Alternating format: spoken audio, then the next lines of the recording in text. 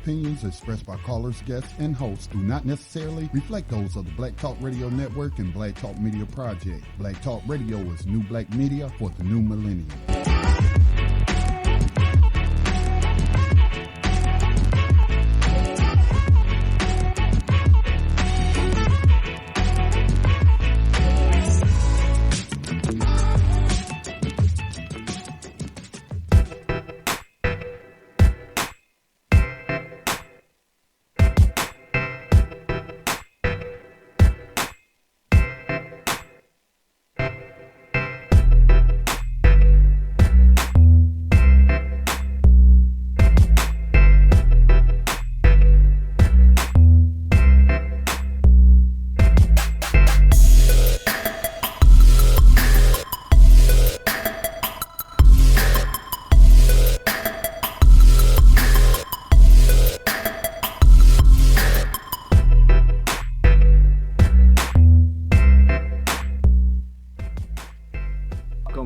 Welcome to the code. Welcome to the Code Breakers. This is Paradox. I got DC and T on the line with me, and we are here on the Black Talk Radio Network. We also streaming live on YouTube and Facebook Live. Fellas, are you there? Greetings. Here. Here as well. All right. Today is January the 3rd, 2017.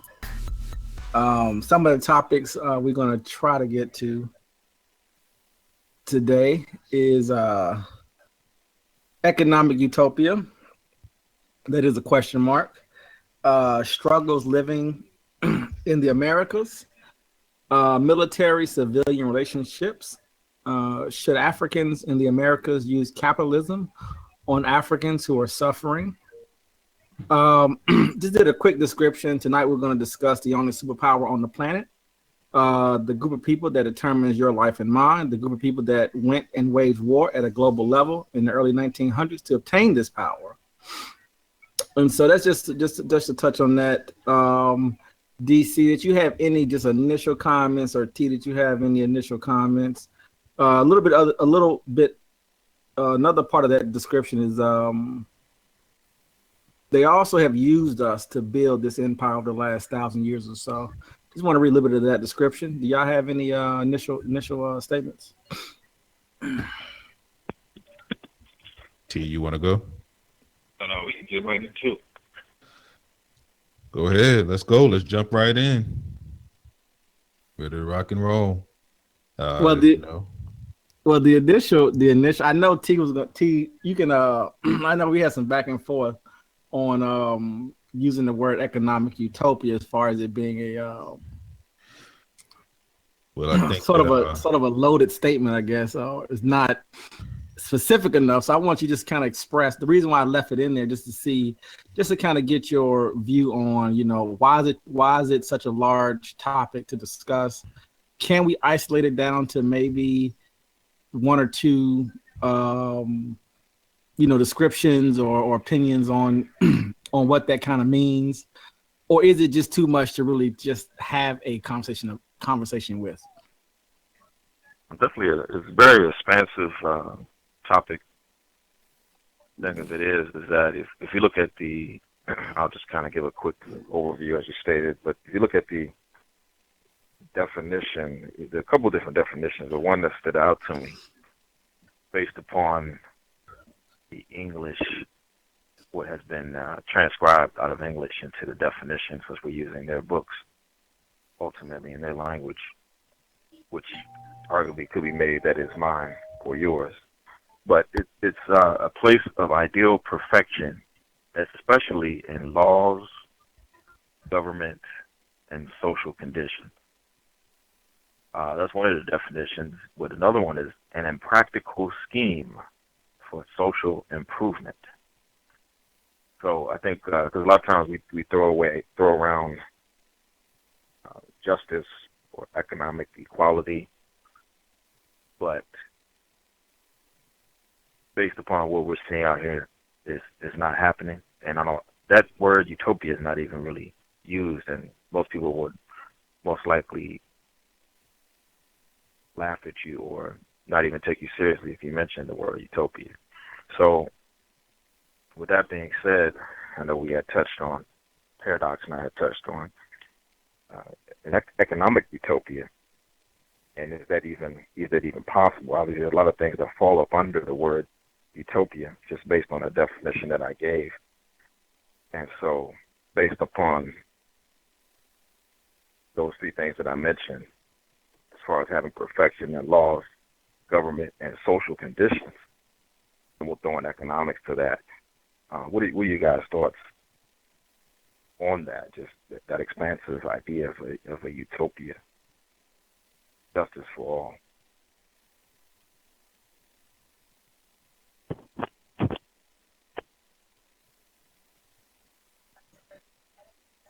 DC, I figured you had I know you had something to say about about those two words being joined together. Well, when I think about utopia, I think about my man from Fantasy Island. That plane, that plane, that plane, that plane.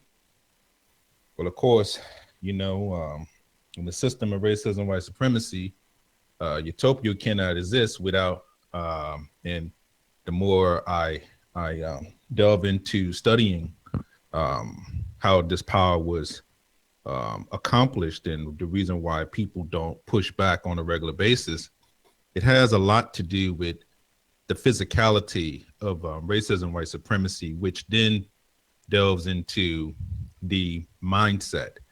I think we have been very, very clear. This program, which we call the Code Breakers, you know, and guys, correct me if I go off I veer too far off, but the idea of this program, which me, T, and Paradox basically wanted to bring to other like minds and other people that do disagree. Yes, disagreement is not something that we are foreign to, even amongst ourselves. We do not agree on everything, believe it or not. But Code Breakers, the whole idea of the program, and just in my eyes, just in my mentality, I think is worth going over again, pertaining to utopia. White supremacy is a code that was imprinted on the masses to dominate and to make people think that this is the way to live all around the planet. So when you hear people say, well, I was born to be an entrepreneur, that didn't happen 10,000 years ago. I'm just follow me here. These things, these concepts, these ideas, the language that we're speaking is fairly new. It's not something that is old. So it's something that is current. So let's fast forward. We are here now. We are in the year that they say is 2017. So what does that mean? We are under a system of racism, white supremacy. So this group that classified themselves as white, minority on the planet, wanted utopia. This is what they wanted. They wanted to dominate all groups of people. And of course, one of the major reasons why we have this program is the great late Dr. Frances Cress Welsing, and she describes it all the time. This is to protect whiteness. This is to protect the group of people that have classified themselves as white, very, very small minority on the planet that have went about dominating and killing all groups of people that had a diverse way of living where white supremacy cannot exist. So what do I mean? Native American populations. Nope, that's not our utopia. That's not our definition. You have to go. The Zulus in South Africa. Nope, that's not our definition of utopia. You got to go. The rest of you guys that's left over, you would speak English. You would actually adopt our customs, and you're gonna like it. The Philippines. Nope, that is not the way we do business. You're gonna gather in capitalism, and you're gonna mistreat yourselves. You're gonna create sweatshops for your own people, and we're gonna have a minority group of people that run it here, and it's gonna be great for you guys. It's gonna be called free democracy, free markets, free capitalism. This is nonsense. But to some people, capitalism is utopia. So when we say economic utopia, it depends on what actual definition you're going off of and who's actually saying the word economic utopia. I think it's contradictory. Things that deals with economics, when you're dealing with an exchange, I'm under the belief, and I think that is pretty consistent. Somebody's being mistreated in that exchange. When you make it to the point where people are demanding a certain thing, or they need a certain thing, and they have to work to get that certain thing, then you can manipulate people that way. And that's how you get groups of people that go against their own interests just to survive. Because now we have this thing which is called capitalism, which to a lot of people is economic utopia. I hope that I was very condescending. I was like clear. I know that was a lot, but I just wanted to kind of get that out there. You know, I'm on the record. I don't believe in economic utopia, especially for victims of racism, people that's been exploited the most.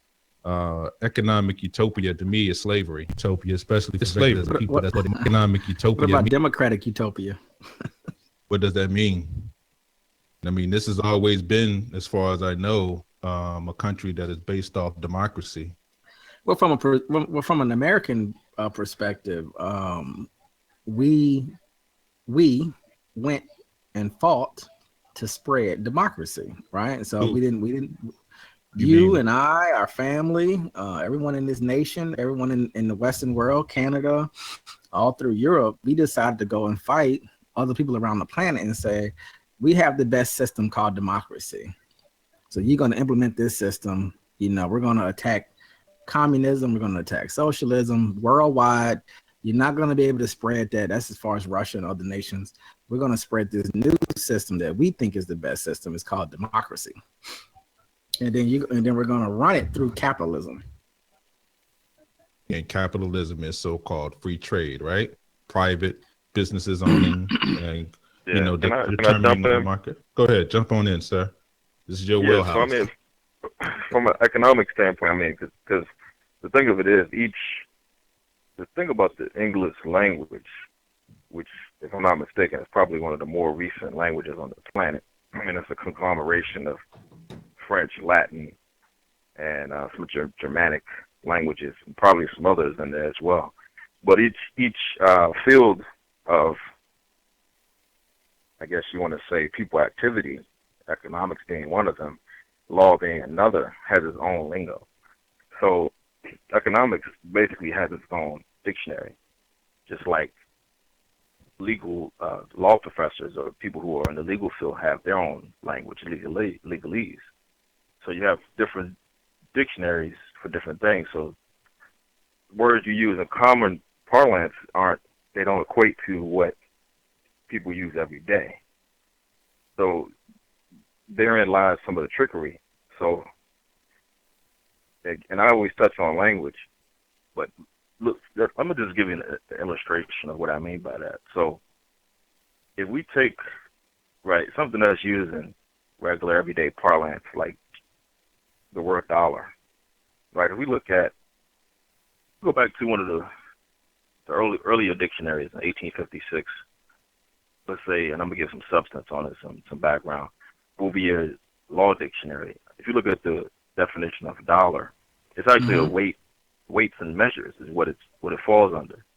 And so what it is a silver coin of the United States of the value of 100 cents, or a tenth part of an eagle. The eagle is a gold coin of the United States. And so this is the illustration I want to kind of give the listeners. So if a dollar is a unit of measurements, right, we can say that's the same as a gallon. A gallon is a unit of measurements. You know, you go into a supermarket, you want to get a gallon of milk. Now, here's what's interesting. So the illustration is I can use dollars, and again, you have to think of it as a unit of measurements, unit of measure. So if I use a dollar, same as a gallon, if I use a dollar to buy, how can I use that to buy gold and silver? Based on the original definition. And the complementary position to that would be, how can I use a gallon buy milk, because milk is the substance. Gold and silver is the substance. I'm using dollars to buy gold and silver. That's equivalent to me using gallons to buy milk. So think about that. That is exactly what I mean when I'm talking about the language. And it's diverse across all different fields of practice in terms of people's careers, the way they talk to each other. And so the question then comes in, and you guys can weigh in, obviously, but how can you have a utopia? I mean, just say if that's your position or that's what you want to try to achieve, you're trying to give justice. And we know based on human nature, I might be getting off on a tangent, and that might be another discussion for later, but we know that human nature is very, at least on the lower level, is very animalistic. So how can you have any utopia or a semblance of that based upon if you have so many different usage of a particular word or language, which someone, everyday common person, so to speak, might not understand, whereas someone else does. So that's just the illustration that I wanted to kind of give to kind of drive that point home. But I'm sorry to interrupt, DC. Go ahead, do your thing. No, I'm good. Paradox, did you I have mean, something that you wanted to add to it? well, I mean, could you say that we're getting close to some form of utopia, even though the word utopia and oppression probably don't go together? But can a person put themselves in that kind of mental state though? So you can pretty much, I mean, we grew up in an environment where you're assimilated. So many people,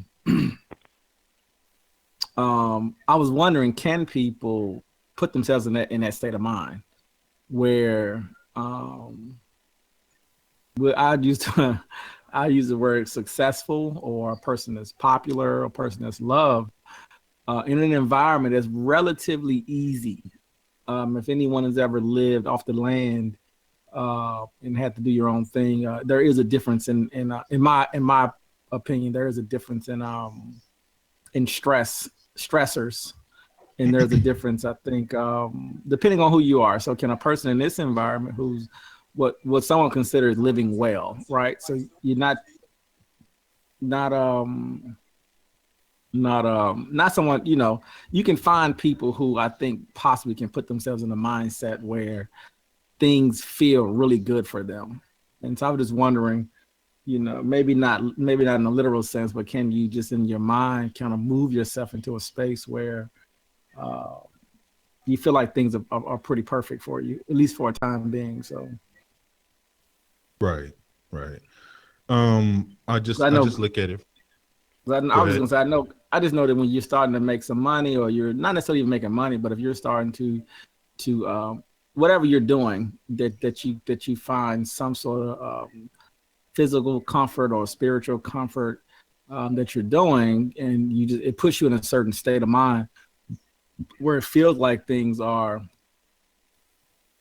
where they need to be in your life. Not, clearly you're not that person wouldn't necessarily be a person that's indulging in trying to search out or trying to seek out, justice for all, or trying to really look at things in a way to where they can kind of you can really kind of see the other side of things. Just a person that can, and I'm thinking many people are in these states. And it may not necessarily be called the state of utopia, but we have to be in some sort of state to function in an environment like this. If what you're telling me is real, right? So DC, I'm gonna put you there and say, you're gonna tell me that I'm in this system called racism, whatever that is, and people are being mistreated, particularly people that has color in their skin based off of the system that they put in place. If all of those things are true, then how can humans still function? How can humans laugh? How can humans make love? How can humans fall in love, get married, and have children? How can people? It has to be something else going on to be able to accomplish this, right? Yeah. Can I tell you to buy in? So This is it. Classification got a lot to do with this. because people are interconnected to their oppressors, and this means intimately, sexually, children, that's based off the actual labor force. And this happened for 200 plus years. So we're talking generations of people that were born related to their oppressor. Now think about that for a second. Born related to their oppressor. Think about the tie-in to that, the emotional distress to that, and the reason why people, when I hear people that are forced into the classification of Black say, we're American, we built this country, they're talking about they're adjacent to being white. Because you said something very critical earlier. Right? We fought in every conflict that this so-called country has ever had. There's been a significant portion of people that fall under the classification of Black that have been in the military, have used the military for financial means, for sustenance, for a way of life in this so-called economic utopia that we live in today. And that's the buy-in, participation. That is critical to what we're talking about.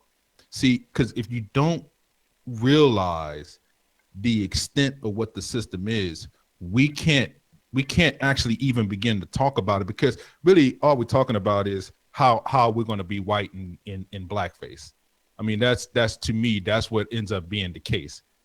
These people are still telling us that we're not white, but we're going to act as close to white as possible because we want the same things that they want. We want to rule like them. We want to dominate like them. We want to use their economic systems to mistreat other people like they do. We want to do the same things. So when we talk about economics, think about the basis for what economics is. Maybe your thought pattern ain't about that. Maybe your thought pattern is about making bread. You know what I'm saying? Like, hey, I understand. You know what I mean? Maybe it's about just taking care of you and yours and your family. I understand that too. And I think the second part of what we're going to discuss is, do we use capitalism when we understand the economic system and how it mistreats other people that are not as educated as so-called the person is that's mistreating other folks? Do we and then use our expertise to mistreat our so-called group, or the group that we're supposed to be falling under? And we use that as a crutch. And, you know, people that listen to this program can just go into their mindset, whether it's the local preacher at your actual neighborhood church, whether it's your school district, you know, the mayor of your city that happens to be a victim of racism, you know, the blame that we fixate on victims, saying that you should know better because what? You're part of our group, so you should do things this way. But see, that's the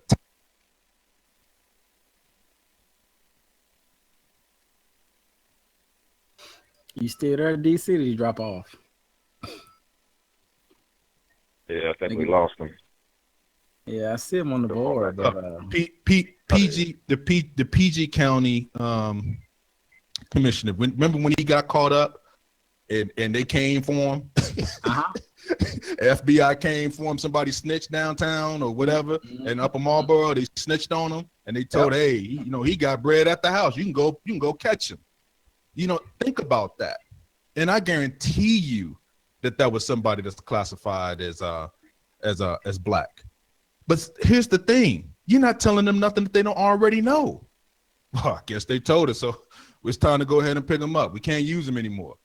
I mean, because hell, if they told us, then we're gonna have to act on it. You're not telling nobody nothing new. It's almost like somebody thinking that they sneaking to sell drugs on a corner. You think they don't know who the D-boys are? Come on, man. Like all I'm saying is this whole piece about trying to do things to manipulate this system to an advantage is already tied in. There's other, you know, it's bigger than Nino Brown. You know what I mean? I don't know how to explain it other than there are already situations put into place where people, all they do is investigate people that do scams, people that manipulate and, you know, file taxes and cheat on their taxes and things of that nature. Man, they got people that study people that cheat on their taxes, man, where it's not even worth them even investigating. They just allow you to do it until somebody just comes back. Hey, why don't you go check on that person? They keep doing the same thing. You know what I'm saying? Like they keep doing it. Like people think they get away with stuff. That's what I mean. Like it's not no way that you can get away with anything. They tie you in when you're born. That's the system. That's what this is. And if we're going to get real, as the so-called new year has started, there's the winter solstice has started anew. You know, maybe we need to get a little bit more real about what the language is and push a little bit, not in a bad way, not in a way that's going to shame victims of racism, white supremacy. That's not what I'm here for. But to be honest and to have real discussions about, okay, if you're going to go into the system, if you're going to use the economic system to your advantage, okay, be cognizant of how you mistreat your own people when it comes down to that, or at least be honest. And don't be honest in the sense of, yeah, you can go ahead and have this too, because like I said, the system has rules and it binds people to it. It binds you to mistreat. That's all I'm saying. Like if I had a store, you know why when we go to stores, when we go to an all black store, all black grocery store, what how is the pricing? Is the pricing the same as it is in Walmart? Can't be. Is it? Huh? Can't be. Why is Y'all that? have all black grocery stores? I'm just saying, just a couple. I'm just saying, even, Okay. you know, the little mom and pop stores, you know what I'm saying? That's up on Pennsylvania Avenue. Just small, Yeah, it's small. they got them in DC, but yeah, they're gonna be priced out because of how the market structure. Yeah. The same thing that you can get, the little cream of nature, you know what I'm saying, that you want to get, you know, for your hair and all this type of stuff, to get your curls going, to get your curls popping or whatever. You know, that thing that's probably like $2 at Walmart. Guess how much it is at the local black store? $8. And what? And you looking at the lady like, come on now. I mean, Right. I want to help you out. Yeah, but I'm in an economic system where, I mean, come on, you in the hood and you charging me $8? But you're going up against, well, first of all, you're going up against a massive machine. Number one. Number two, the people who are listening to this program have been trained and conditioned to pretty much reject everything you just said. Absolutely. Over the last 15 minutes. You sound ridiculous. But prove it. That's what I'm lying. Prove that you can get a better deal at a small mom and pop store than you can at Walmart. That's all I'm saying. First of all, how many black businesses can, and I know this, people will probably say, you know, this is a defeatist attitude, but just being honest, how many black businesses? Y'all are sounding very negative right now. Exactly. But listen, how many black businesses do you know that can fill a shipping container full of goods? You know how big a shipping container is? And then have that, pay import fees, pay tax duty stamps on shipping stuff from other nations. Who has those type of connections? Just real quick, who be at the 7-Elevens in the hood? Who be at the 7-Elevens each morning in the hood? As far as in the hood, who's at the 7-Elevens? Who's running them? No, I'm saying not running them. I'm talking about who's at the 7-Elevens in the neighborhoods actually looking for work for people to just try to like to do things like that. If you got like actual local store that you're trying, I mean, Mexicans. You don't even have to say Mexicans. You just say people that basically are struggling from another country.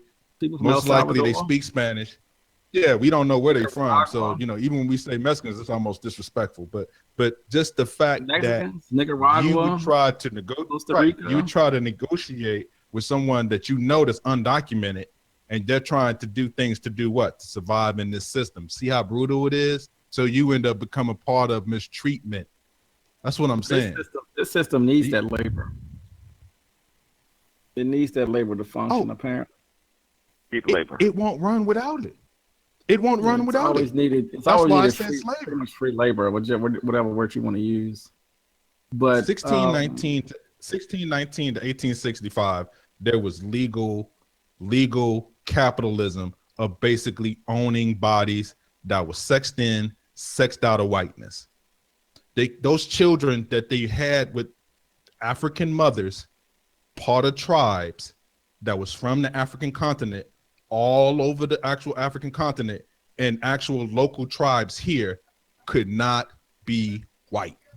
So those groups, when they became children, had to be put into the workforce, right? Got to do something with them. So those kids that's born to these mothers that are not white, that are part of the native land, that's part of the people that we brought over here, they're going to be mistreated just like them. Maybe we'll put them in a house. Maybe we'll treat them a little bit better because, you know, that's my son, that's my daughter, by the way.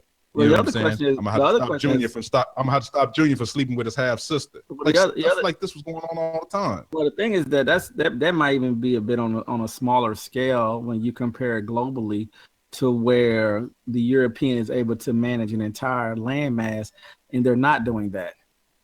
You know, so how do you make a deal with China to use 100 million of their people as labor? You know, how do you go into India and use 200 or 300 million of their people as labor? Now, of course, these nations have already been conquered by the European, but it's just when you think about it, when you think about the ability to be able to manipulate the environment on both ends. So on one end, you capture people, you take land, you exploit the land, you take the people there, you murder them, you bring in new people, you rape them, you exploit them for centuries. Simultaneously, you're in other places on the planet where you're not even using that same tactic, and you're still able to take advantage of hundreds of millions of people, you know, all to benefit, you know, your coffers, all to benefit your system to continue to exploit the planet. But I do want you to clean up a little bit from a Black perspective or an African American perspective specifically, because even looking at Brazil is a little bit different, but specifically here in the United States, you know, a Black person. Go ahead. I just want to say this because it's very, very important, because I think that the same thing that happens to China, Asia, any of these places that we have now adapted the white European mindset, these are not the same people. So they was easily manipulated and defeated that way because of the smaller groups, the empires that was basically conspiring to defeat the East. There was dynasties already in place. Like you're talking about multiple dynasties in China. Right. You know what I'm saying? Yeah, they lost at the end of the day. I mean, it's pretty straightforward. That's what I'm saying. Absolutely. Don't go into detail about that. They lost. That's the point. Absolutely. At the end of the day, it's not complicated. So my point is that from a Black perspective, though, I just want you to clarify, when you're saying that, you know, we don't have shipping containers and we don't have this, we don't have that, can you be a little bit more specific on why don't we have them, or why can't we have them, or what has anything been done to prevent full participation? And what I mean by that is specifically here, we've been given access to be able to participate to a degree, right? So we can obviously we can fight in wars, we can start some form of business, we can work together, we can do a lot of, we can participate, we can be CEOs of companies, we can run this, we can run that, we can go to the top universities, us as well as other non-whites across the planet can also come here, and we can also go overseas as well to participate. So is it that the European is saying that only 10% of us can get in? Because we are we're in the mix. So I don't want to. We're gonna bring it back to white supremacy, obviously, as far as how what's the purpose of it is. But the everyday person, when they're looking out into the world, they are clearly. It appears at least that we are gaining some ground. We're all the way in. We believe in capitalism wholeheartedly. We was raised on capitalism. We've been given the information where it appears that this is the best way to be. How do you attack that type of thought process? Well, I think part of it is because, actually, Paradox, you alluded to this in one of our previous shows, how when you went to the African American Museum in Washington, D.C., how it showed the level of skill and production that so-called black labor achieved. And so, obviously, you had bustling cities like Rosewood, Black Wall Street, things of that nature. Some of the more popular ones that we know, I'm sure there were a lot more at that time, and even prior to that, that had a nice handle, a good handle on commerce and conducting business. But once you are oppressed and you're taken out of that, whether by military or by simply sexing in and out of whiteness, as DC put it, then that particular bloodline, that knowledge base starts to thin, and so it gets lost over time. I mean, I know like some of my grandparents, even my great grandparents, they knew how to, in the Virginias, they knew how to cut tobacco. They knew when to harvest it based on certain moon cycles. They knew how much they could get for a certain bale. They knew how to hang it up in smoke houses and how to cure the tobacco, and they would take it to markets, and they knew that they could get a certain amount for it based upon speculators looking at the different quantities of tobacco that they had out there. They would grade it based on the tobacco leaf. So a lot of this knowledge either hasn't, well, you can make the argument that it hasn't been passed down, but then to me that would leave out the fact that there are a lot of other things.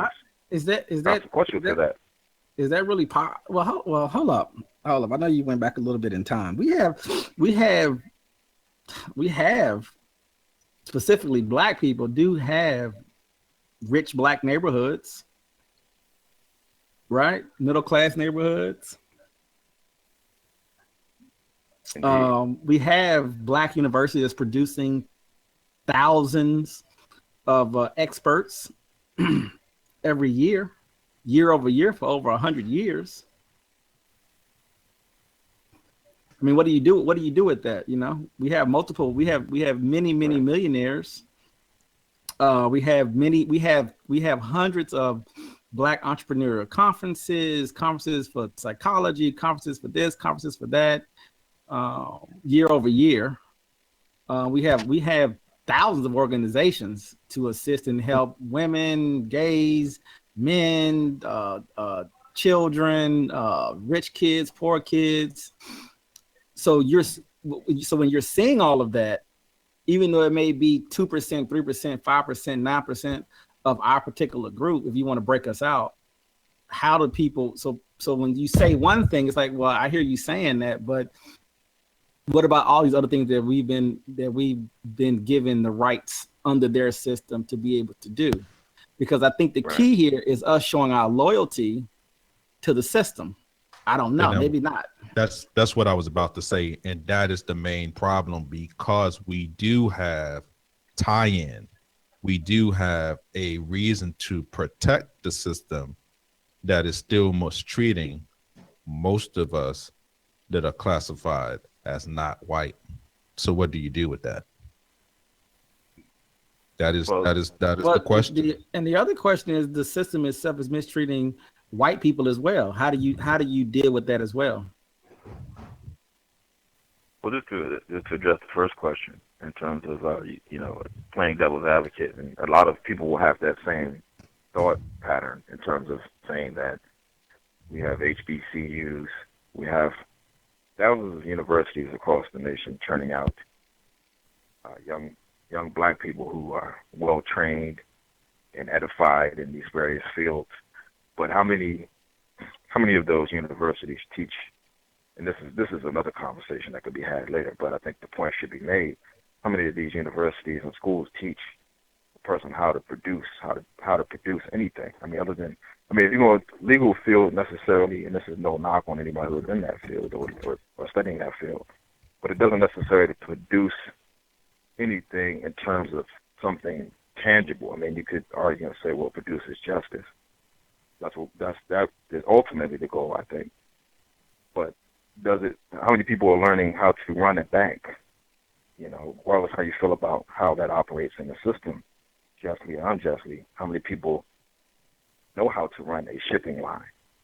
I think the last I don't know if anyone's currently, I think the last one was Marcus Garvey's. which has been defunct for decades now. Well, one thing I know is that there is nothing on this planet that Black people don't do or don't know how to do. So that's one thing I've noticed is that if you research it, you can pretty much find that we're involved in everything. You know, we work at the shipping yards, right? We drive boats, or whatever, however they state when you're moving a boat around. But you mean from that perspective, you meaning owning a shipping yard or owning multiple boats? Well, I think we're talking about the level. It's not because it's nothing that we don't do, right? But when you start talking about ownership, then that's when the conversation obviously is going to shift, I think, at that point.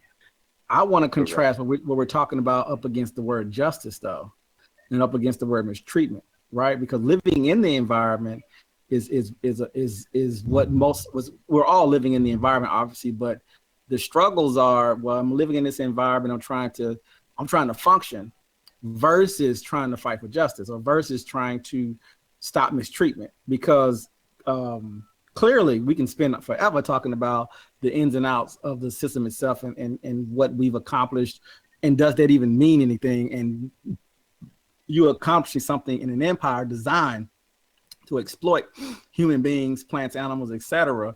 Is there something to be proud of? Is there something to be looked at as an accomplishment? Does that make sense, or am I getting a little bit too far out there?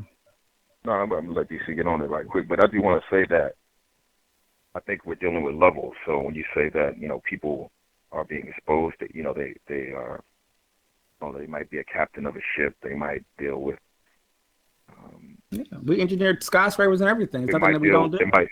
They might deal with bills of lading in terms of transferring goods from one party to another. They might know these things, but when you're dealing with levels and you're dealing with, I would call it what is classically been called under accounting terms, and that's separation of duties, under the guise of, which kind of makes sense, but under the guise of keeping people from knowing too much information is basically what it boils down to, so that they can't, in their terminology, defraud the company. So it's automatic. It's already built in to keep you from learning but so much. You can go to 5 different departments, but each department is not going to work hand in hand.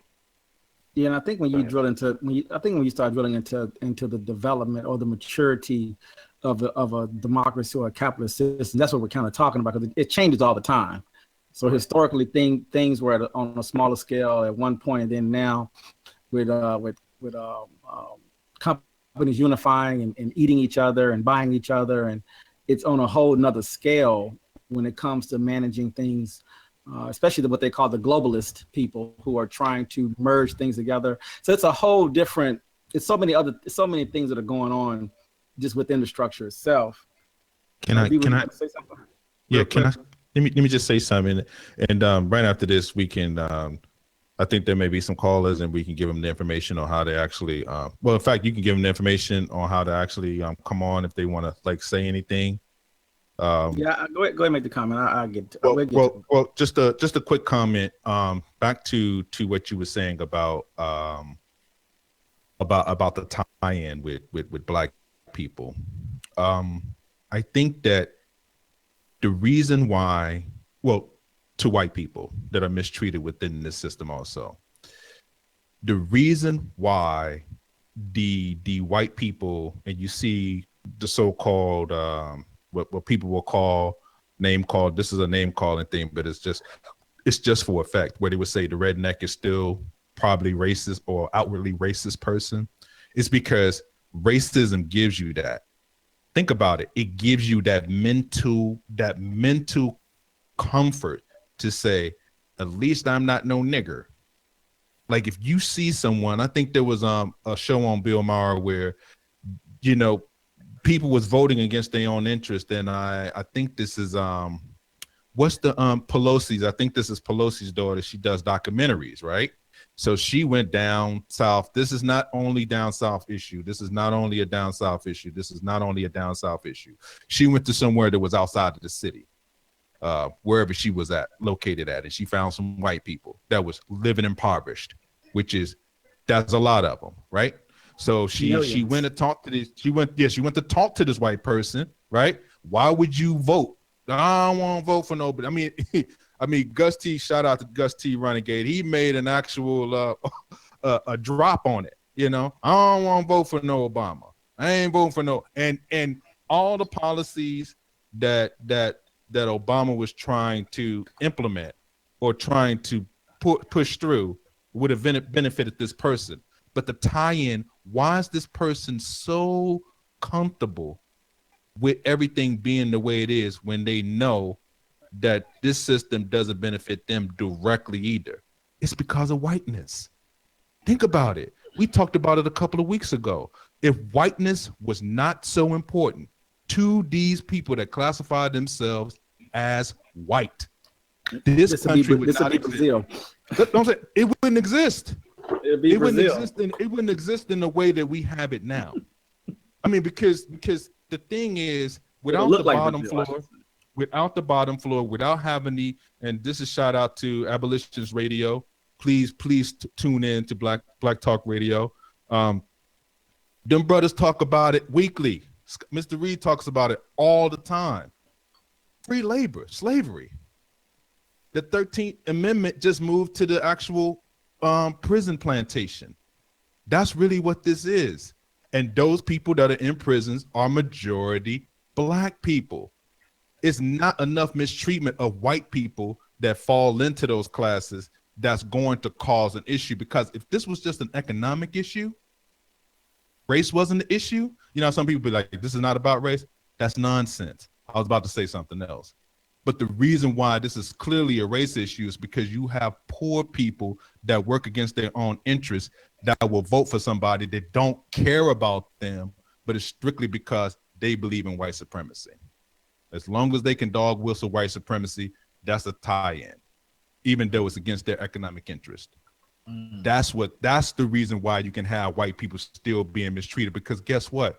That Black person that gets a job and they see that, even though we are such a low minority rate, it can still just tick them off to the nth degree.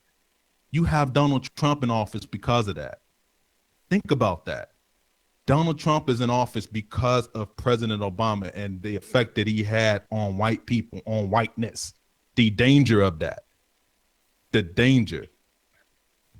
I just wanted to kind of go ahead and get that point in, because that is the tie-in. That's the reason why you don't have white people rioting all the time. You know what I'm saying? Mm-hmm. Like white people just doing things that's dangerous, because you got poor white people all over the place. And you know, that's why I don't believe in, you know, having a dogmatic type of ideal about poor Black people and the reason why we riot. No, the reason why we riot is because mistreatment has been in place for centuries now. And you know when you're being mistreated. So when a group of people has been mistreated so long, no opportunities, it become pathology, they feel depressed, they feel anger, and then they lash out because they don't have whiteness. You're labeled as a person that's other, Black, dangerous. You're somebody that should be controlled. Your community needs to be regulated at all times. You can't walk rash. You can't do anything. Even if it's so-called good kid, bad kid, it don't matter. You know what I'm saying? You got your hands sacking. You're smoking a square, a cigarillo, whatever. You know what I'm saying? You're going to be treated accordingly. And that's the tie-in. Does that apply to, say, Africans that are in England? Does that apply to people who live in Vietnam? I think it's global. Now, I'm not as versed to other actual areas, of course, because we live here in HQ. But as far as what I have been able to see, there is all kinds of basically mistreatment going on in the UK. By the way, Brexit did happen. In the Philippines, I mean, sweatshops, people mistreating each other, people that's put into place to mistreat their own brethren, their own relatives, their own family. Absolutely. New Guinea, you know, they get somebody that's part of their population that speaks the language, and then they get busy. They get busy to mistreatment. That's what happens. It's racism, white supremacy. What about when you're looking at some place like Rwanda? Talking about Rwanda during the Civil War and the conflicts between people that are forced into the classification of black that never looked at themselves as the same people. Confusion about the reason why you was allowed to get weapons or ammunitions in the first place. The reasons why you was allowed to get all-terrain vehicles, bullets, things of that nature. Who's supplying you with these ammunitions and who's training you and why? Why do you have green fatigues? Why do you have these boots? Why do you have Humvees? You know what I'm saying? Nobody in Rwanda are making these vehicles. Yeah, they're being shipped there. Is that the same like in Nicaragua with the Contras and Sandinistas? Oh, well, you already know what that's all about. That goes all the way back to Oliver North and the Iran-Contra hearings. I mean, you know, we came up on that. Yeah, that's a DC staple. You know what I mean? Everybody knew about that back in the day. But are you able to get someone to understand, or at least ask the question, can they see how it all ties together to show you that you're dealing with a superpower? And not only are you dealing with a superpower, you're dealing with a power that you are heavily invested in, that you support wholeheartedly.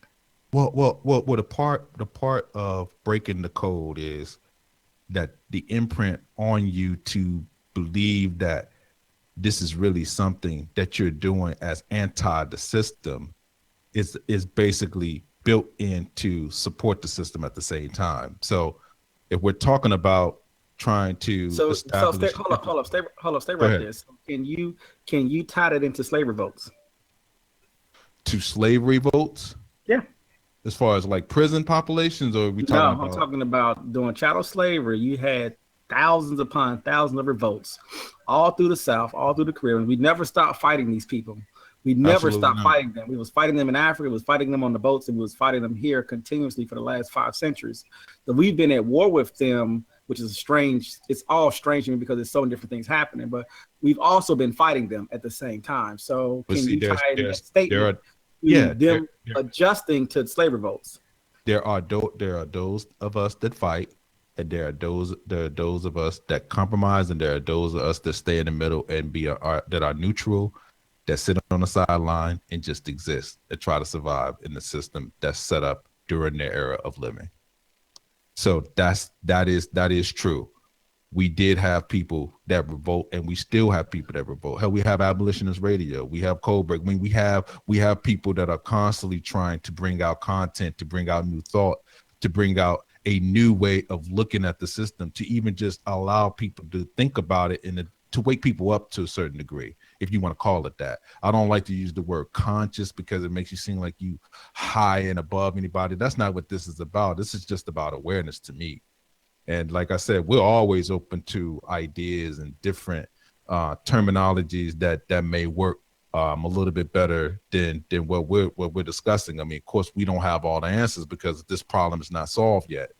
But just to get back to what you're saying, and T, I'll let you get into this. In my honest evaluation of how the system has been ran for so long, the reason why it's basically methodized into this thing to where it feels automatic now is because we have a complicity due to the violence that we have experienced. So, okay, they told us to get education. We got education. I mean, this is done during George Washington Carver era.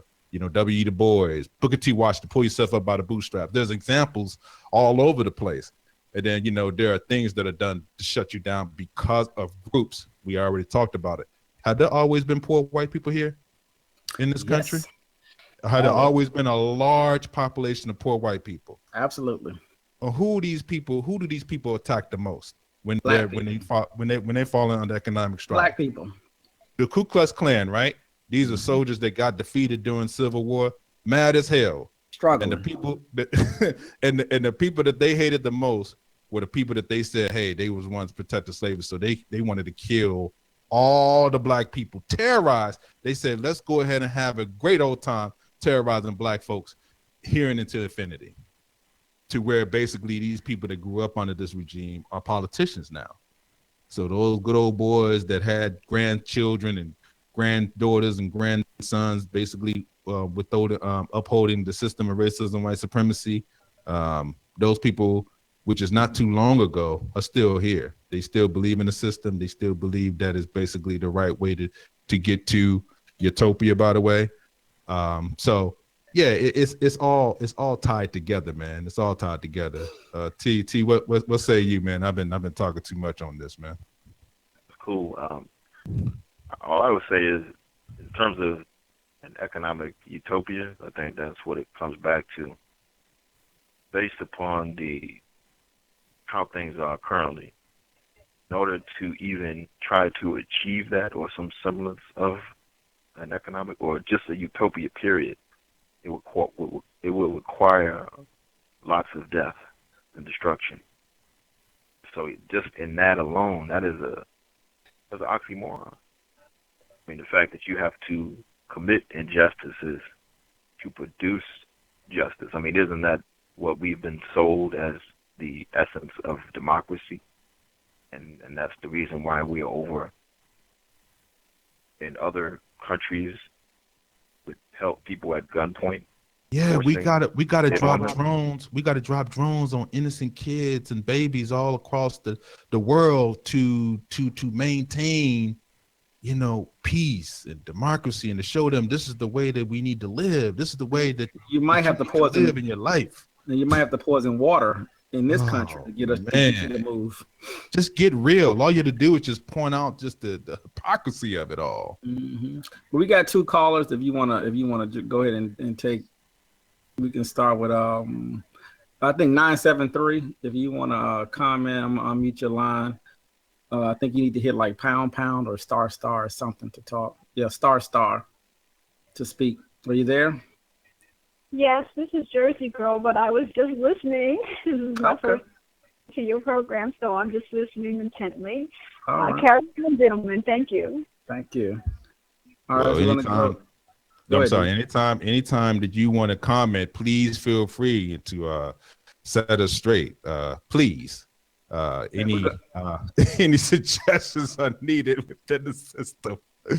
Go ahead. We're gonna go to 864, see if they want to comment. 864, you can hit star to unmute yourself if you want to comment.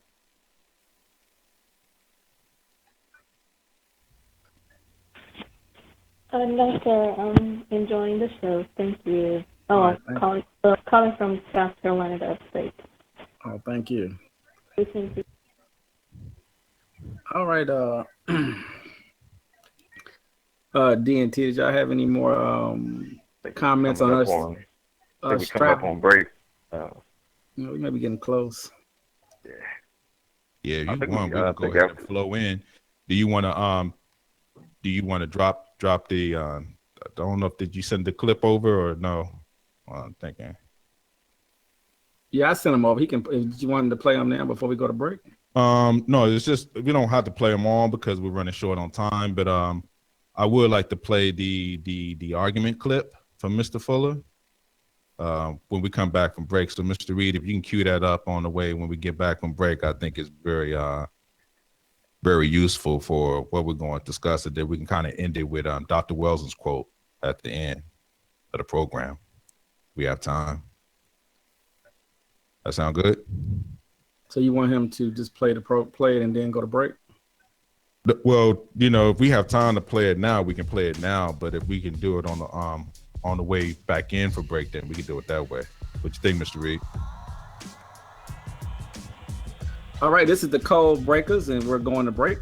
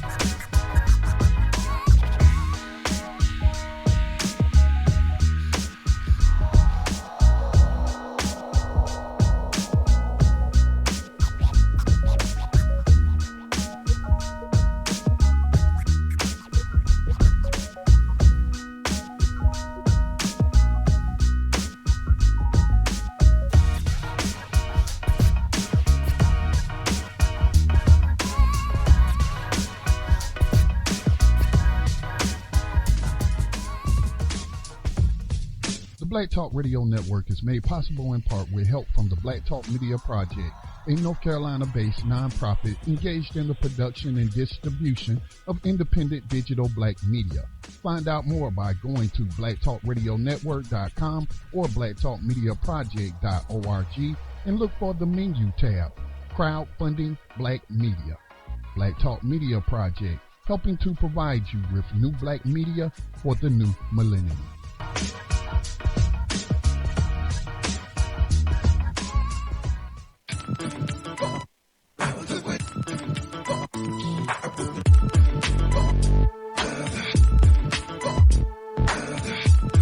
You are tuned in to Black Talk Radio, new black media for the new millennium. Since even before I wrote my book, when I just had a few notes, that any time the white supremacists, because once you are supreme, meaning what does supreme mean? It means you can dictate to another person every move that they make or don't make. You put the person in a prison-type situation, which is what racism is, a prison-type situation. And so you envision like a prison. You are completely subject to someone who is opposed to you on the basis of color. They are just going to work against you because you are the incorrect color in their minds, his or her mind. So, and that person is supreme over you. I'm not talking about supreme in mind or something like that, or supreme in some type of mythical, spiritual sense or something. But I'm saying the person can tell you what to do, and you can't tell them what to do and make them do it.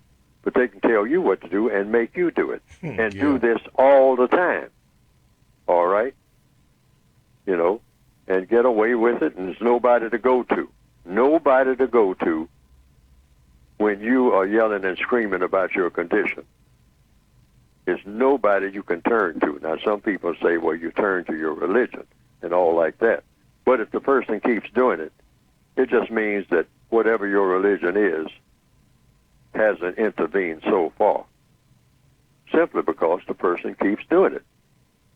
Your religion may kick in at some time, whatever it is. And so, therefore, the code does not say anything about me or anyone else. The recommendation is people should practice his or her religion, whatever it is.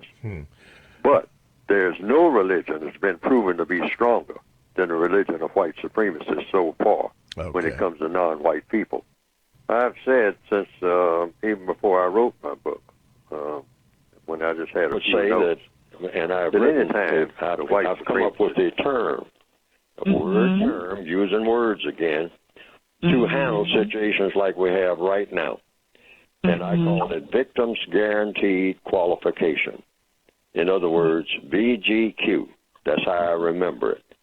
Victims Guaranteed, and it's listed in my word guide. Victims Guaranteed Qualification. And what is that guaranteed qualification? Because I've had these type of discussions, and I've been involved in them, and I've observed them down through the years. And black people sometimes, many times, we start confusing ourselves and each other, and we get combative sometimes over the use of words. You know, like the term Black Lives Matter. Sometimes that can start a big argument, and all that really comes out of it is a big argument between black people about whether or not they should use the word, and white lives matter, and whether or not all lives matter. And then people start arguing about that, and they're just words. So I came up with a term called Victims Guaranteed Qualification, which means anybody who wants to use any term to describe whatever his or her situation is, if that person is black, a victim of white supremacy, all right, he or she has not only the privilege but the duty to say whatever he or she wants to say. That's why I'm saying right now about this particular word, so that we don't get all caught up in it and use 3 or 4 hours going back and forth. Use the terms that you think will work best for you. That's it. That keeps black people from getting into these endless arguments that go on and on and on and on in every beauty parlor, in every barber shop, at every meeting and whatnot, going around in a big circle, sometimes just about what words we're going to use. So you give everybody as an individual. You don't really give it to them. They have it anyway. Use whatever terms you think will work. But what you say is the whole purpose for using words is to get a job done. So if you saying that the system of white supremacy should be changed to a system of white inferiority, and call that system a system of inferiority, and that works for you and it works for others, then by all means use it. You don't have to get permission from Neely Fuller or anybody else. This is what I do when I write a book. I don't get anybody's permission. Indirectly, I get permission from the white supremacists. Otherwise, they would just squash my book. They would just say, we're going to squash your book and you too, because I say that they are supreme, okay? The white supremacists are supreme, which is why I wrote a book about our problem with white supremacy. But if somebody else wants to call it by a different name and say, there are some black people who say there's no such thing as white supremacy, that there's no such thing as racism, that it doesn't exist.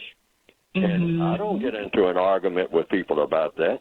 I simply say, well, if you've come to the conclusion that racism doesn't exist and that your book is just a whole bunch of nonsense, and there's a lot of people who have said that about my book, say, you're writing about racism. Racism don't even exist, man. That's just in your mind. If you get that out of your mind, you can go on about your business and do what you got to do. Talking about some racism. Ain't nobody telling you what to do. Ain't nobody making you do nothing. You do what you want to do. If you're a real man, I've had people say that to me. And my response has been, I'm not going to argue with you. If you believe that, go with it all the way and see where it'll take you.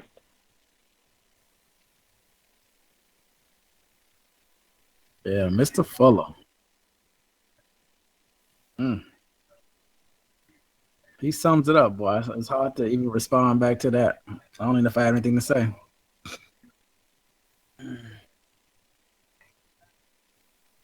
Yeah. Hard to follow up on that. Sure. But definitely to the point. It makes a lot of sense when you think about it realistically. I did want to make a clarification, if I could, just quickly, about the units of measurement. And then I guess if you want to get into military versus civilian, the dollar actually weighs 412.5 grains. 900 of it is silver and 100 of it is alloy. So the silver is malleable, very malleable. You have to add another stronger metal to keep it from coming apart. But anyway, military versus civilian. Is there a difference?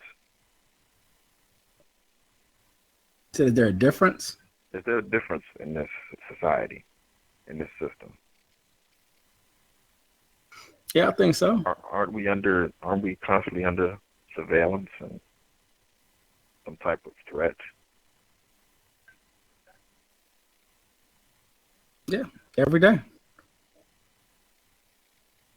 So would you use the word military state?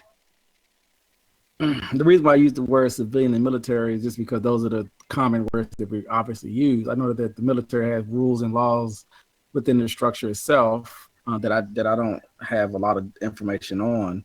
And then as a civilian, I know that, I have a certain role that I have to play as well in this environment. Is that not the case? So I know from a military perspective, we can go pretty broad with that as far as those are the people who supposedly protect us here, right? To keep it simple. Me as a civilian, my job is to, go to work, have a family, participate, provide, whatever task needs to be done, building bridges, building buildings, pushing papers, working in factories, running a bank. That's my pretty much a function that I'm going to have. And then the military, I guess, is in place to protect us, protect our stuff, right?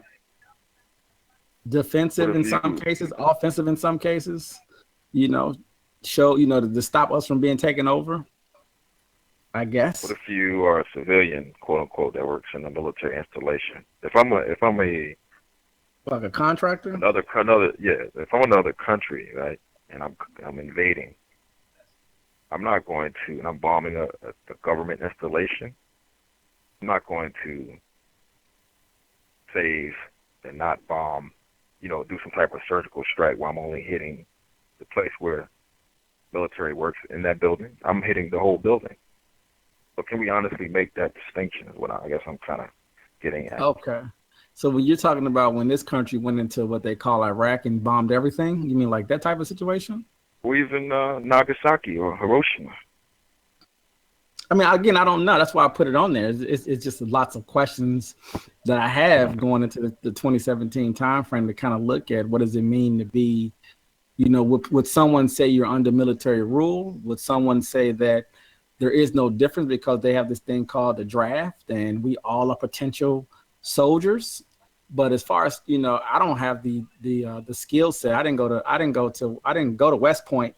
So I don't have military strategy skill, knowledge. I don't know the philosophy of militaries, why they decide to kill women and children in certain situations, why that even matters, why there's a separation between killing what they, specifically the American military, distinguishes between killing civilians, killing soldiers. I know they have lots of rules set around what that means, how all those definitions work. I mean, obviously I don't know because I'm not in the military. And I haven't been given orders for someone to explain to me that these are the reasons why we make all these different distinguishing situations. Also, this is why we choose to use these type of weapons. In some cases, I guess the smartest people decide to say we send troops in. In other cases, we're going to break them by dropping bombs. And this works, this doesn't work. These are our plans. We want to, like I was hearing that they were running military ops, and this is what comes out. Clearly, most things are, I guess, covert. I don't know, but I know like up because of the ice melting or whatever. I know they were doing a lot of things up in the Arctic, this country and Sweden and other places to try to claim some of the land that's up there now because of the supposedly because of the melting caps. And so they run what they call, I think it's called like I forget the word they use, but it's like a military, I don't want to call it war games, but I guess that's maybe kind of what it is war games. I just can't get I can't remember the right terminology exactly. But they just go up there and I guess you show your force basically. And so I don't know, again, like I said, I don't know if by you obtaining a certain amount of arms or building a certain amount of arms and then showing some of that is also a deterrent, or you showing your power, which checks everybody else. So, we all can participate, but you need to understand who's the big dog on the block. And I'm going to show you some of that. I'm going to maybe drop some things on some places just to let people know on the planet that this is why we rule things. I mean, again, like I said, for me, I don't really know. That's something I want to learn more about, because it seems like, and I could be wrong, but it seems like everything really does start with the military. And I know in this country, from what they say, that they always are distinguishing civilian versus military. Like I think right now, normally I think that the State Department, not the State Department, is it the I forget which some of the cabinet positions, they traditionally prefer to have a civilian running them versus a military guy. So I know there's something with having the military in check relative to other nations globally, as far as how the powers that be prefer to run places. But again, that's just me throwing stuff out there. Did y'all have any comments on that? or just thoughts in general, just about the relationship between those two groups, or questions for that matter? Yeah, Well, go ahead. No, go ahead, DC. Go ahead. No. What I was about to say was that I think the reason why this is just real quick, that the military is basically enlisted out globally or out abroad is to ensure dominance and ensure that nobody step up to the forefront to try to even think about testing the dominance that's basically been put forth. That word superpower is used for a reason. It's almost like we are the predominant group. We basically have enough to wipe you off the planet, and don't make us, not use our good graces for you to practice our way of living, because our way of living is the way that you should live.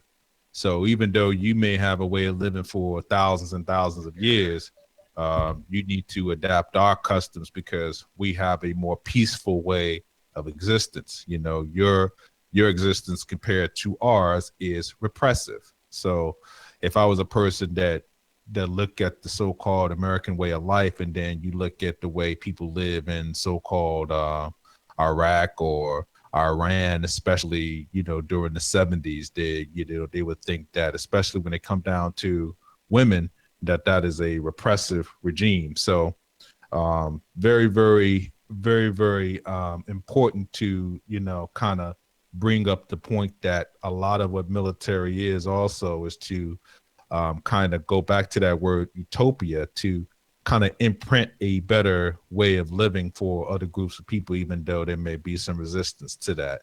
So to imprint your culture on that group, and sometimes that is done through a military solution. So in people's minds, when they drop bombs, people actually say this: we kill the few to save the many. You hear that in Star Trek, you hear that in a lot of cases. If we do not use this military strategy right up front to kind of, quell this resistance, then this is going to make us kill a whole lot more people. And then, we're going to really look bad for doing it. So we're getting kind of back to maintaining order on the planet, basically. Absolutely. That is exactly what this is. We need to have things categorized. We need to have things in line. 1, 2, 3, 4, 5, 6. We need to have things sorted a certain way. We cannot have what we think is chaos, or what we think is inappropriate behavior on the planet.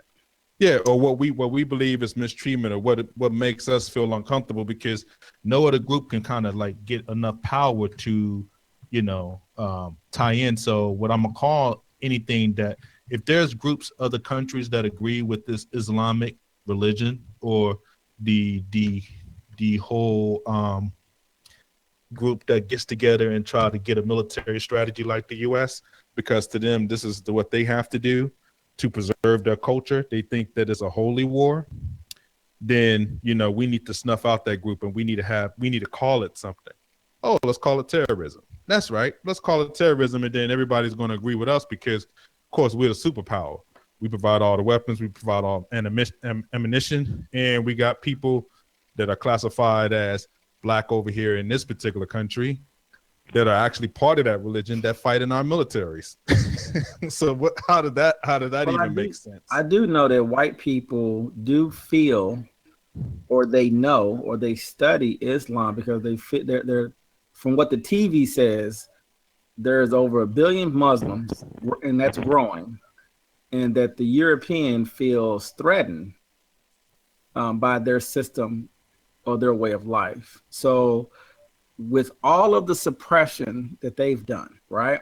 With all of the warfare that they've done, and especially the global warfares back during World War II, and then also all the smaller conflicts up until now to maintain that order, it still seems that no matter how powerful they think they are, and no matter how supreme they believe they are, and no matter if they can even show you their supremacy, you still cannot apparently stop other human beings from spawning some other system to potentially combat their system. Absolutely. I know we can get into more details about Islam and the different the fractions and the different groups and just I know it's some complexities to the beliefs. A wonderful belief system. There's some complexities to it, and but I just wonder sometimes is that from a nature or a balance standpoint, things that are much deeper than the human on the surface, but more of a spiritual level, could not prevent that event from taking place, because they do is from, at least like I said, from a television perspective, and also a lot of books that have been written about Islam from a white supremacy perspective, in my opinion. Right.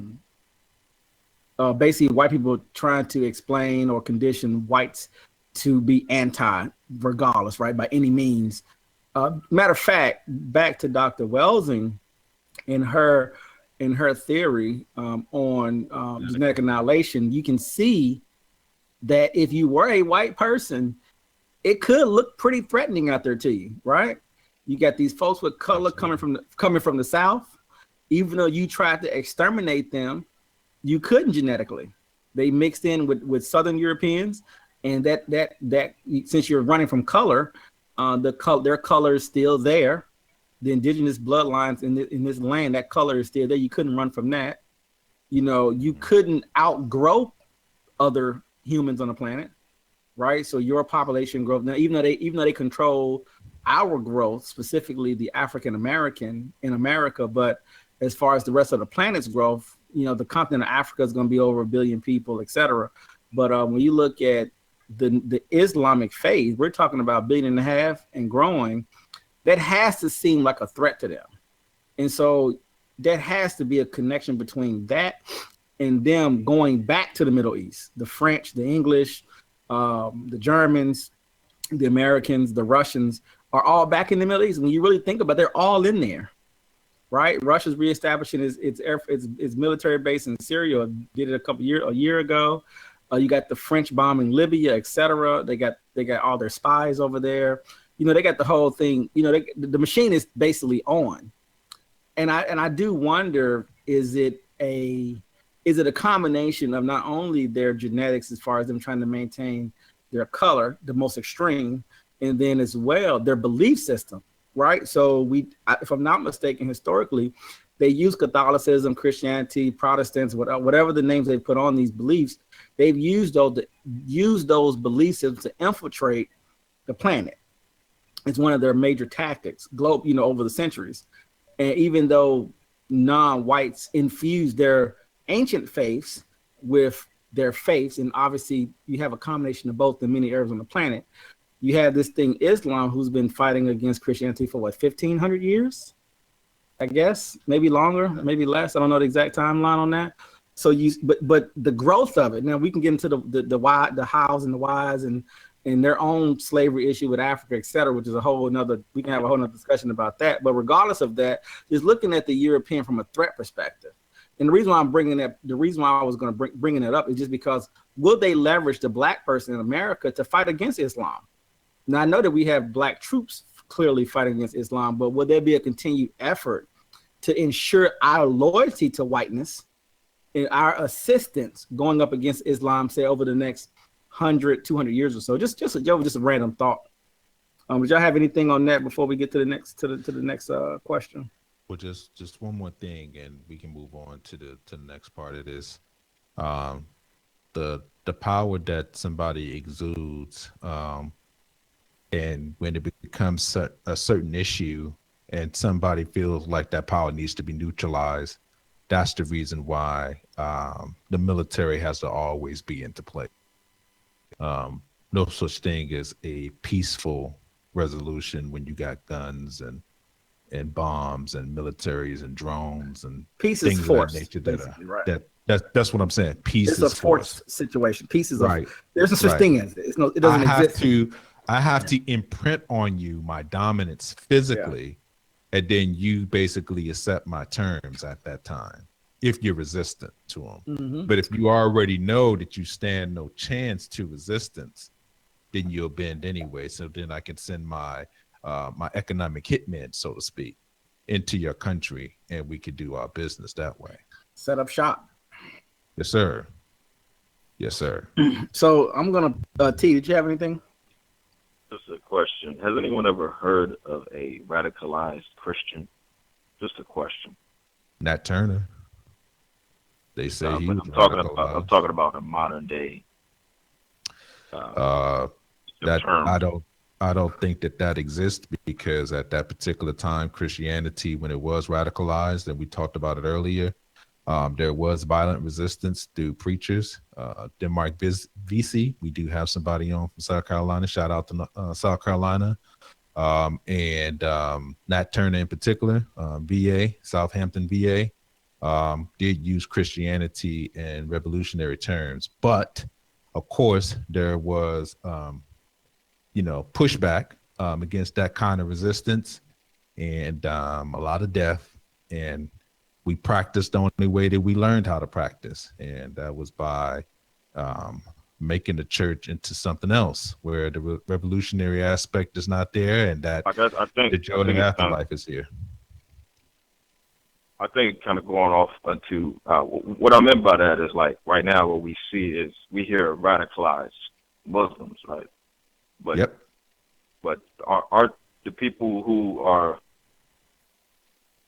over there, let's say a large portion of them are likely practice the Christian faith, but are they called radicalized Christians? No, those people are I'm just talking about the play on words. I got you. You're right. Yeah. You're right.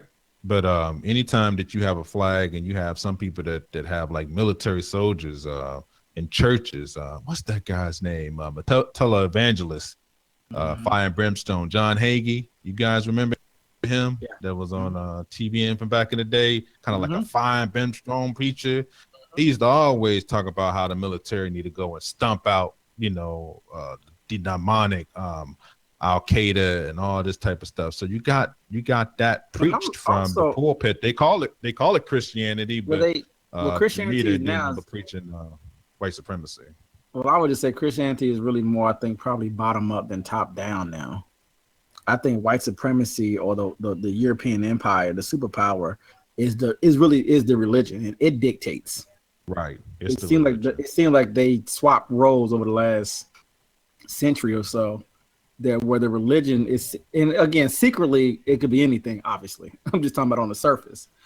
My level of ignorance, who knows what's really going on, but on the surface, it seemed like religion has, specifically Christianity, in the Western world, has seemed to have taken somewhat of a back seat, at least on the surface. And it seems like it's something else. I would call it white supremacy, or I would call it the military arm is now deciding how things should and shouldn't be. And they use the words like democracy and capitalism to implement, you know what I'm saying? And it seems like they kind of left religion, to me, on the side a little bit more. People can kind of practice what they want to practice these days, even though clearly we know some of the most practiced religions, some of the larger religions are still Christianity and Islam. But it just seems like, to me anyway, that they've kind of, it doesn't sound like it's in the forefront as much. And again, like I said, that's just, like I said, just on the surface, to me anyway. What about the pastor that's over the NAACP in North Carolina? Some people would say that he's radical. I forgot his name. What's this pastor's name? I know you're talking about, but I don't know. I don't know. Well, I'm saying when I hear the word radical, I consider violence. Right. I'm more aggressive with something. Like I said, because I think you had mentioned earlier that even us, the code breakers, will be considered whatever. But I'm thinking, and in my mind, words, I guess, has some power, but it just seems like when you're physically doing something, to me, just rings a lot more power when you're willing to put your life on the line. Even though, obviously, I can get to knock at my door right now, and they can come and take me away, obviously, going against the state. But I'm just making a point that it just seems like, I just think there's levels. I just put it that way. There's levels to it. So, yeah, I think that the argument would be that you're doing something, and that doing something and being even a dissenter, even if it comes off as passive dissenter, then it is radical in these days, because you are taking a chance, so to speak, even though It may not be through violent demonstrations. I just think that we're not there yet. Okay, Reverend Barber, that's his name. I'm sorry, I had to look that up. More on Mondays. Reverend Barber is the gentleman that I'm thinking about. I'm gonna try to a lot of people would say he's radicalized because he's focused on mistreatment of all people. I don't think that he really focused on the race quota, even though it is focused on race, but sort of like indirectly he's Christ-centered. You know, I listened to him a couple of times, and I think that he's not, you know, he's more in the vein of the spirituality of the whole thing, the justice quoting, just regardless of, you know, the people and all that. But see, the thing about race and the categories and things of that nature is because people that still believe in the flag and believe in the so-called idea of what America is, to a certain degree, have to believe in the military. You have to believe in, when you go to these airplane shows, you know what these airplanes do, right? You know that they got 50 millimeter, you know, machine guns on them connected, right? The F-15s. I mean, when we was coming up, Firefighter, the one with Clint Eastwood, Firebird, Blue Thunder with Ron Snyder. Like these are war machines. These are instruments of death, and these instruments are not here for show.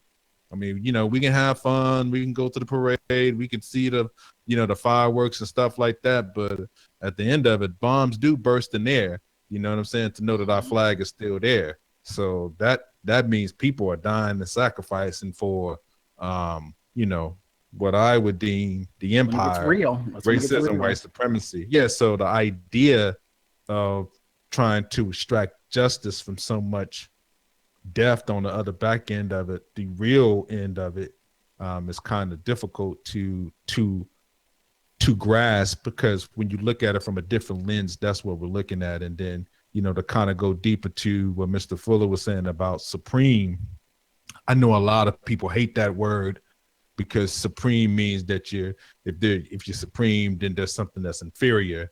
But you could think of it, you know, sort of like in a sense of things have already been done before you got here. So it's not your fault. This is things that took place before any of us on this line or listening even got here. So things were already established. And if you're old enough to remember, you know, desegregation and you know, colored fountains, you know, that's not that long ago. We got people that are still living that remember those times, those days and times where it was just blatant that racism existed.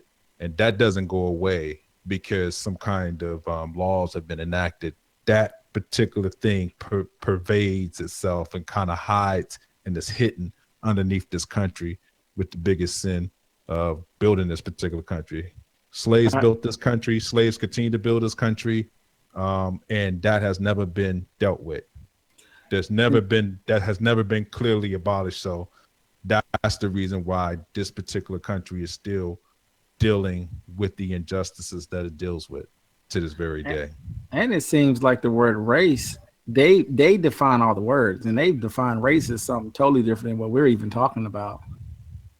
Which I just wanted to put that out there, which I was thinking about that over the week, is that they've defined what racism is and what they've decided what's considered racist and what isn't racist. And I think about the definition that Dr. Welsing and Gus, that their own definition of the word race or racism, or even Mr. Fuller. And this is interesting that when you think about it, white people have already decided what the definition of it is. And most of us pretty much go with that particular definition, which is whatever they decided to be. And I just think that's just an interesting thing when words can get kind of confusing when we're giving them definitions, but then there's already a general definition for that exact same word. I think that can potentially cause a little bit of confusion. But anyway, the last, I want to tie these two together, which is just, you know, did y'all have any comments about just the struggles of living in America specifically, or just in general? And also, if non-white, specifically Black people, are suffering, you know, or what are your thoughts on Black people exploiting those people, taking advantage of those people, or what's the best advice you could potentially give to people, they may not even realize that that's what they're doing. So, because at the end of the day in DC, we talk about it a lot, which is, in the position that we're in, who you getting over on at the end of the day? Are you hustling white people, and is that your main goal?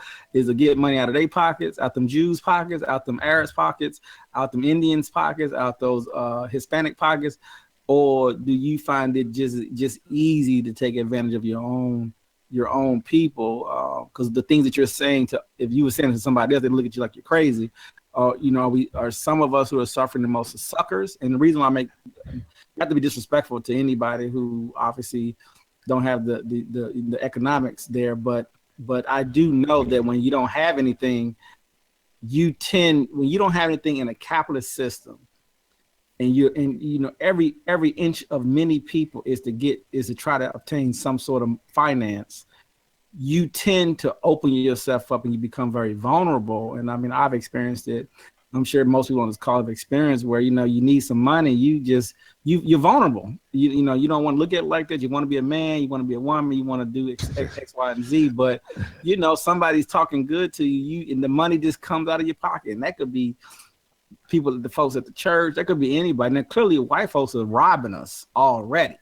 Can I be clear on that? But anyway, that's one of the questions. And that, I think, that question does tie into the struggles in general of just living here, because I think that's one of the biggest struggles is trying to figure out, if we're not going to get rid of the system, if we're not going to go and physically fight and go to war against these people like Islam is, are we, or at least the perception, are we, if we're going to participate, what would be an approach? This is purely hypothetical, of course, but what would be the approach? Would the pitch be, okay, we're here, we're in it, we're rocking and rolling, we understand it is what it is. Who do we take advantage of? Because it's designed to take advantage of somebody, right? Who do I exploit? They're going through the same thing, but I like to kind of tie back into your original question about the trust quotient when you're talking about white people not dealing with black folks, and do they trust us enough?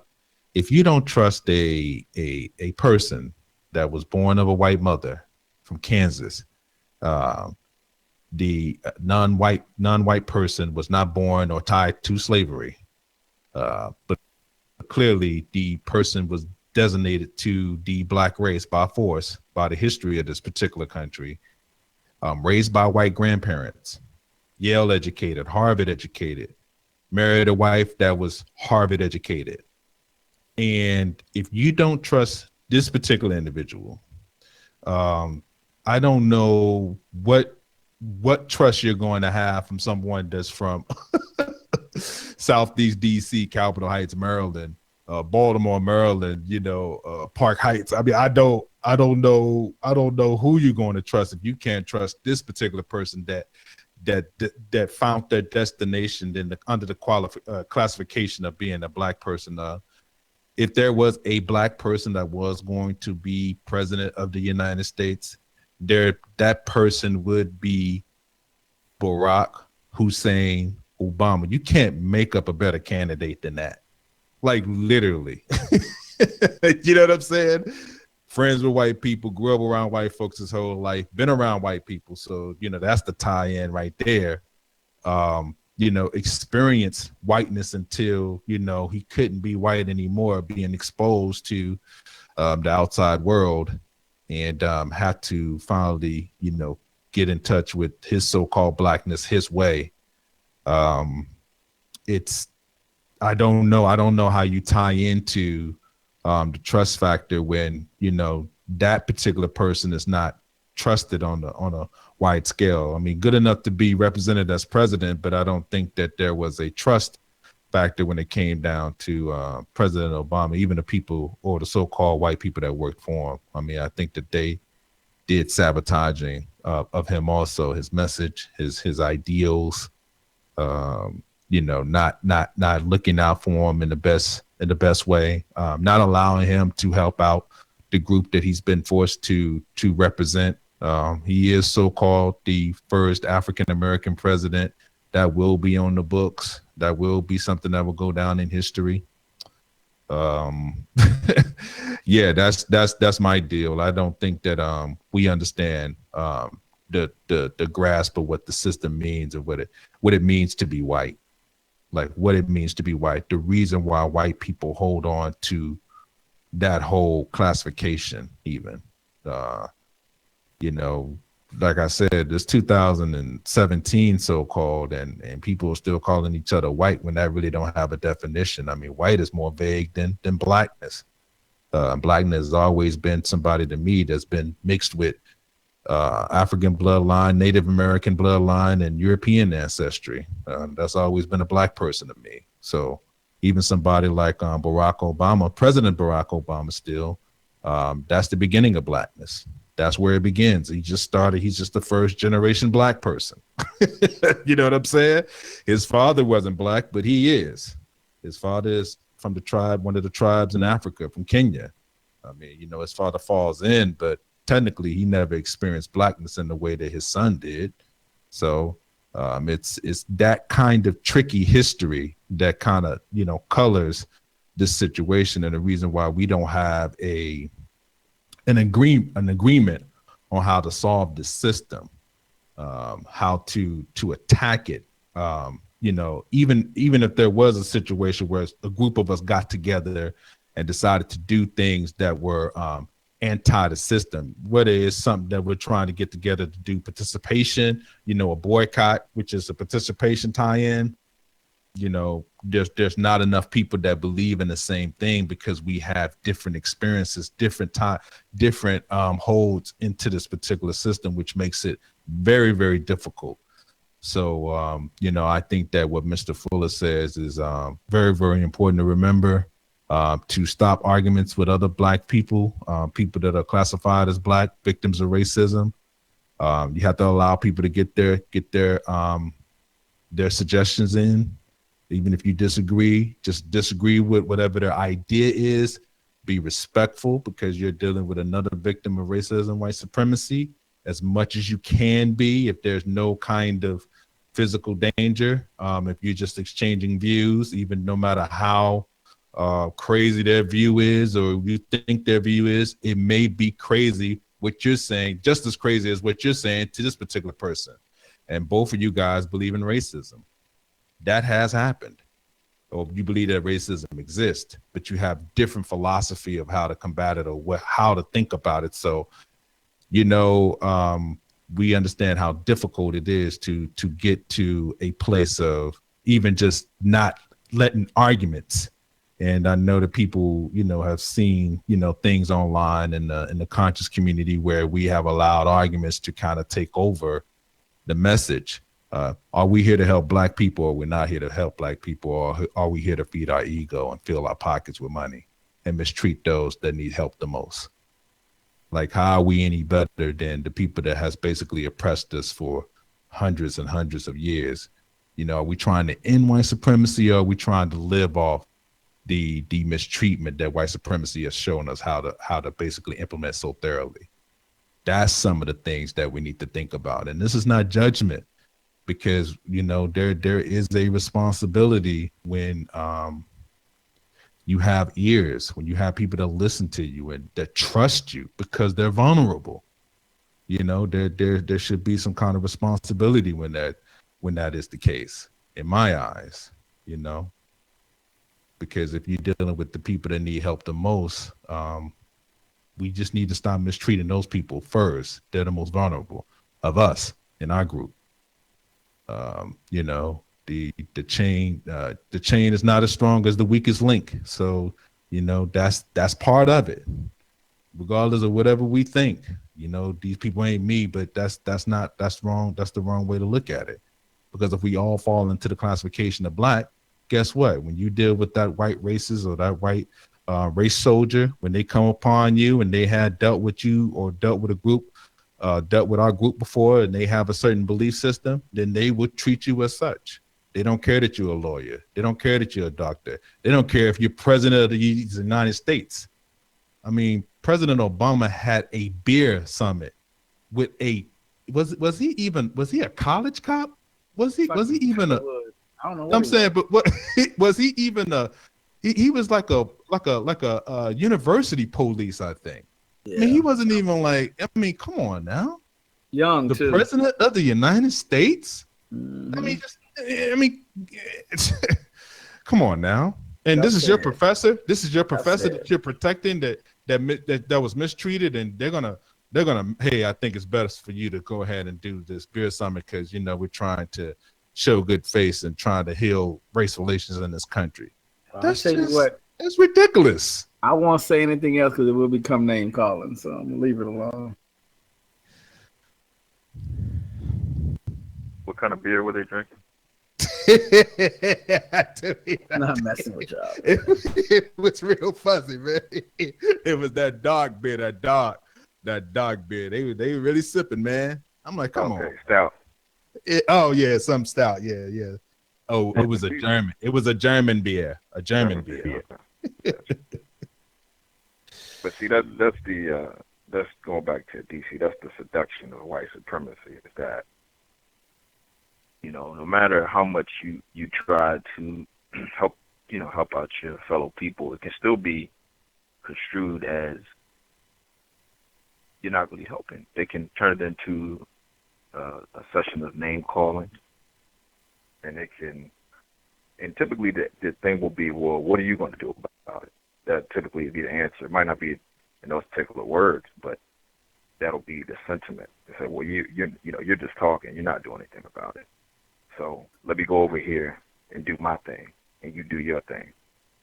It becomes divisive in that way.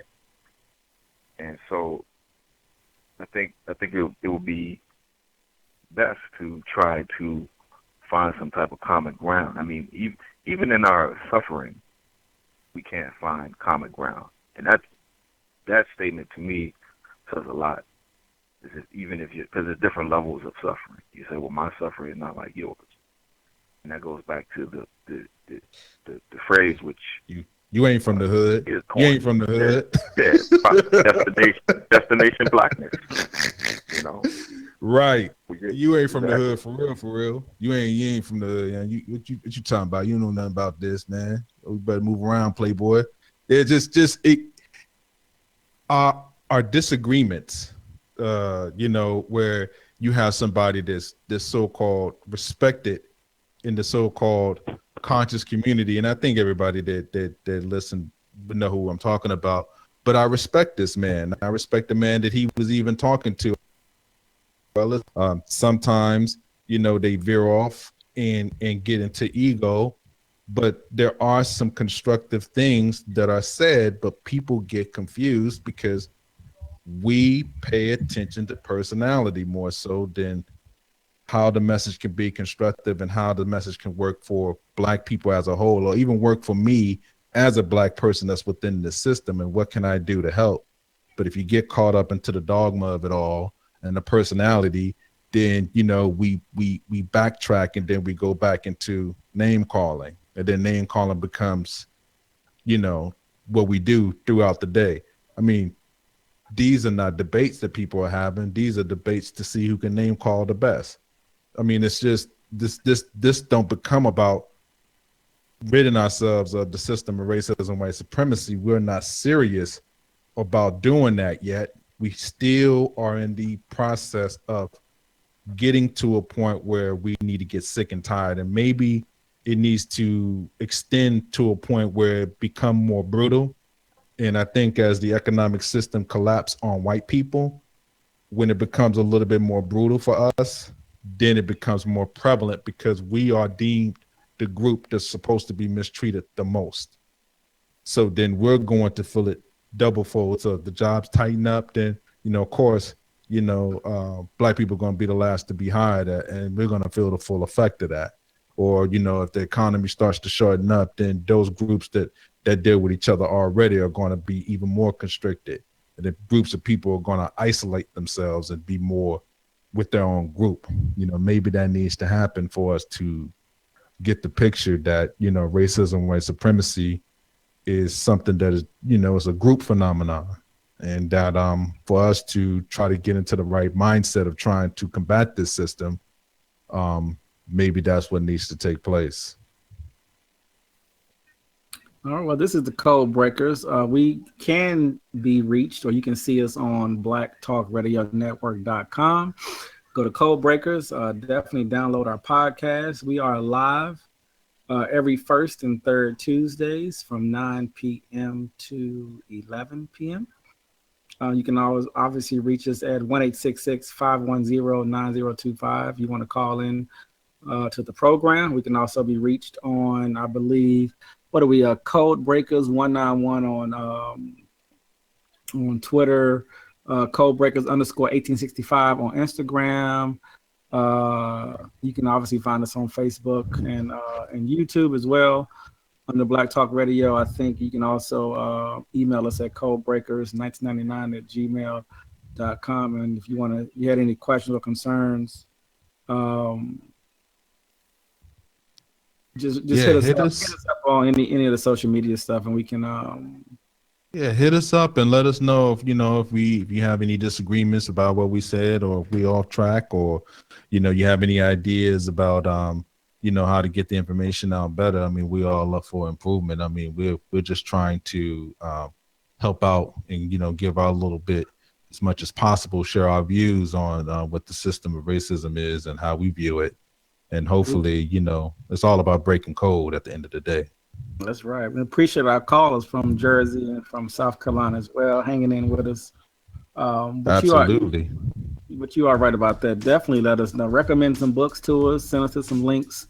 I'm always looking to learn and get a better understanding. In 2017, definitely want to spend more time talking about military strategy if we can. If there's a room for that conversation, I hope going forward. Did y'all have any thoughts as far as just going into this year, as far as maybe around some of the I know I'm catching you off guard on that, but just around some of the things y'all want to discuss going forward? Yeah, just be careful on who you listen to and who you paying attention to out here in the conscious community in the center. Just make sure that whatever information that you're listening to, that is constructive at the end of the day. Information of a personality, and if the information that you're listening to, is it helping to constructively neutralize or bring an end to racism, white supremacy? Very, very important. So if you want, we're going to get into the Dr. Weldon clip. Yep. All right. Well, this is the Code Breakers. This is D. And Paradox. And until next time, peace. I encourage people to have confidence in themselves. In other words, clearly, you have a lot of ideas about what needs to be done. And believe in yourself and have confidence. Well, I'm going to share, I'm going to develop these ideas. I'm going to share these ideas with the people that are in my community, or the people that I want to work with. And I say every black person has to see him or herself as a leader. It's not one person or two people who are the leaders. Every person needs to say, I am a leader, and therefore I have to understand what our problem as a collective is. And I'm going to use my intelligence and my creativity to help impact the lives of other people against the problem that we have with racism, white supremacy. As I said earlier, I used to say every black person should get a PhD in broom studies. See, if black people decided for the next 5 years, it's not going to be any trash, any broken glass, any bottles on the street in the areas where black people live. If black people just said that one thing, there's going to be no trash on the street. And everybody did their part in broom studies. It would have a profound effect on the way that black people think about themselves. It's just like, there's some neighborhoods that you can go in and you don't expect to see any trash or any paper or any bottles in the gutter. Oh wow, look, that would be something that would be so unusual it would be the basis of comedy. But coming to an area where we as black people are, and the expectation is that the gutters are supposed to be clean and there's supposed to be trash all around, trash around the stores, trash around the houses. Well, black people, by just focusing on that, or a small group of black people in a community talking about that, could have a profound impact on countering racism, because it would be countering the system of racism's attempt to demean black people, and black people countering the attempt to demean and to degrade with their positive images about themselves as black people. And so therefore their surrounding environment looks in a particular way versus another way.